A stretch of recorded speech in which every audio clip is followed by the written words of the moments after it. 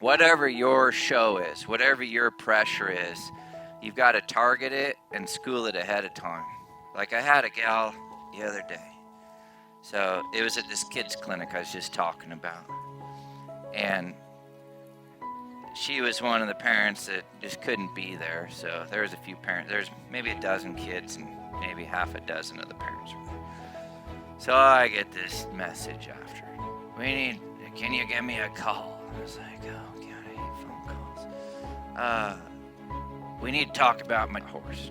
I'm like, oh Lord. And so she says, he acted up. I heard he acted up at the deal, and it's very untypical of him. I'm like, oh Lord. And I'm thinking, I was like, I know exactly what horse she talking about.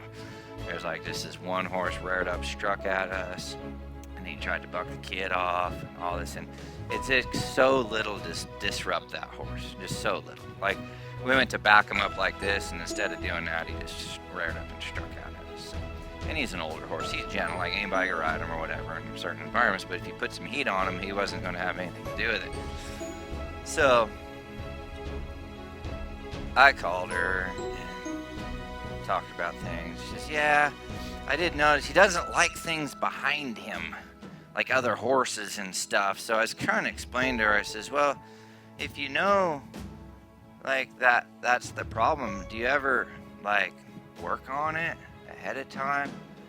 And she's like, what do you mean? I was like, well, it kind of sounds like you just go to the show and you gamble with your child's life. Like, you know he's bad about certain things. You just wait for it to happen. Like in the warm-up pen at the barrel racing, or you're just waiting for the bomb to go off, and then you're like, look, there's the problem. I says, you just told me the horse doesn't like a horse behind him. I says, how many horses do you have? Well, we got 3. I'm like, great. Turn him loose with another horse and then chase him with your other. Chase him? What? And immediately she just goes into panic mode. And I said, well, you just told me that's the problem. He doesn't like stuff behind him. You got all these horses. You don't need to wait for the show. Just go chase that horse till he stands in the middle of the arena or walks or trots in front of you. Just something nice instead of bucking your kid off. Like literally anything. Tie him to a post and load past him. Like lead him. Like just set up. Well, we've never done any of that. I said, well, what are you doing? She said, well, we just go to the horse show and try to make it. I said, well, that's gambling. It's dangerous.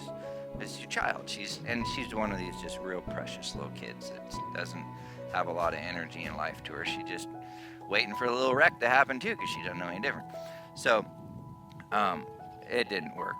I was like, this is why we don't do phone call orientations normally, because like unless you're a return client, this is like being on another planet for you to like prepare. But so I tried to tell her. I says, well, just imagine your kid's like on a swimming team, and she has a fear of drowning.